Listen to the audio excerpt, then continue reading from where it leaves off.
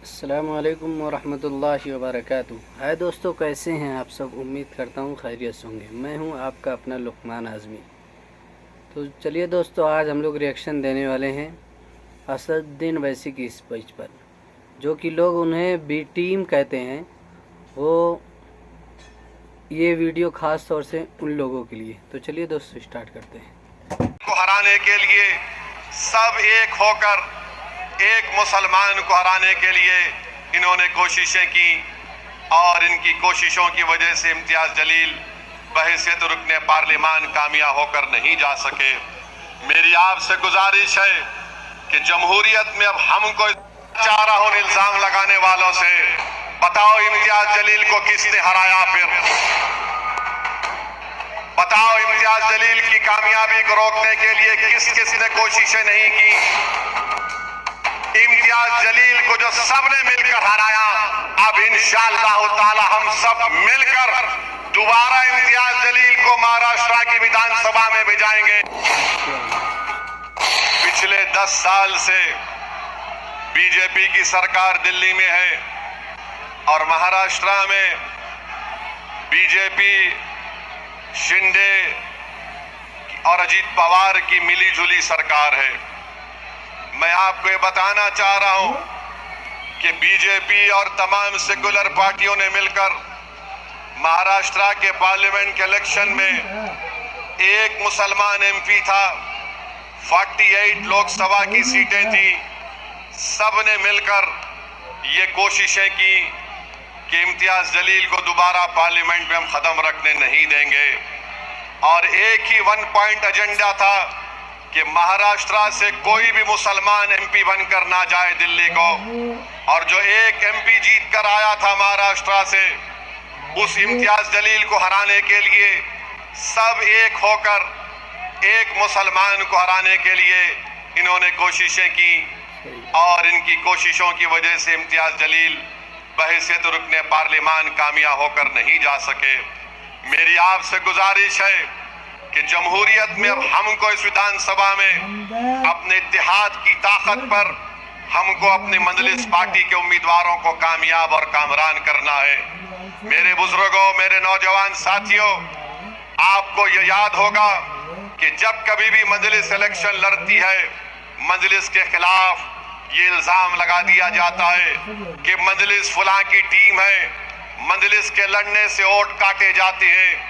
मैं पूछना चाह रहा हूं इल्जाम लगाने वालों से, बताओ इम्तियाज जलील को किसने हराया? फिर बताओ इम्तियाज जलील की कामयाबी को रोकने के लिए किस किस ने कोशिशें नहीं की?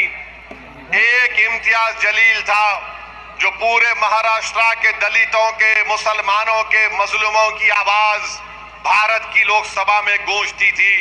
और उस एक आदमी को हराने के लिए इन तमाम लोगों ने, तमाम पार्टीज ने मिलकर एक मुश्तरका मंसूबा बनाकर इम्तियाज जलील को शिकस्त देने के लिए उन्होंने कोशिशें की। और इम्तियाज जलील की नाकामी इम्तियाज जलील की इनफरादी नाकामी नहीं है। मजलिस इत्तेहादुल मुस्लिमीन का एक एमपी नहीं जीता, ये सिर्फ मजलिस की का नुकसान नहीं है, बल्कि जो नुकसान महाराष्ट्र के गरीब और मजलूमों का है, महाराष्ट्र के गरीबों का है, महाराष्ट्र के दलित और मुसलमानों का है, जिनकी एक बेबाक आवाज को इन तमाम सियासी पार्टियों ने मिलकर, जो अपने आप को सेकुलर भी कहते हैं, जो कम्युनल भी हैं, इम्तियाज जलील की कामयाबी को रोका। तो मेरी आपसे गुजारिश है कि आने वाले विधानसभा और असेंबली के इलेक्शन में आप लोग जमहूरी तरीके से एक एक वोट का इस्तेमाल मजलिस इत्तेहादुल मुस्लिमीन के हक में करिए। जो ताकतें, जो पार्टी हमको इल्जाम लगाते हैं, मेरा उन तुमसे एक ही सवाल है, इम्तियाज जलील को तुमने क्यों हराया? तुमने मिलकर इम्तियाज जलील को हराया। इंशाअल्लाह ताला महाराष्ट्र का बच्चा बच्चा, महाराष्ट्र की हमारी माँ और बहनें, महाराष्ट्र के मेरे गयूर नौजवान इम्तियाज जलील को जो सबने मिलकर हराया, अब इंशाअल्लाह ताला हम सब मिलकर दोबारा इम्तियाज जलील को महाराष्ट्र की विधानसभा में भेजाएंगे।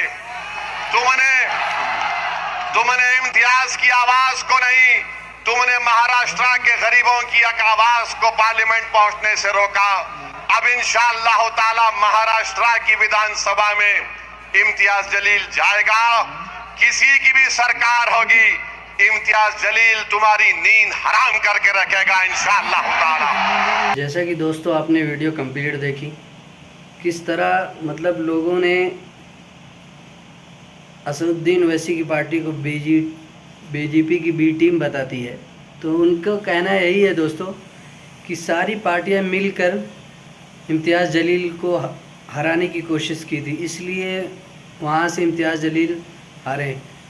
आइंदा इलेक्शन में 2027 विधानसभा इलेक्शन में हम लोगों को एकजुट होकर MIM पार्टी को सपोर्ट करना चाहिए दोस्तों। अगर हम सपोर्ट करेंगे तो भाई तो हमारा सबसे फ़ायदा होगा, सबसे बड़ा फ़ायदा, क्योंकि हमारा लीडर पार्लियामेंट में होगा। तो हमारी कोई भी हम पर मुसीबत आने वाली होगी तो उसकी वजह से वो मुसीबत टल जाएगी इंशाअल्लाह।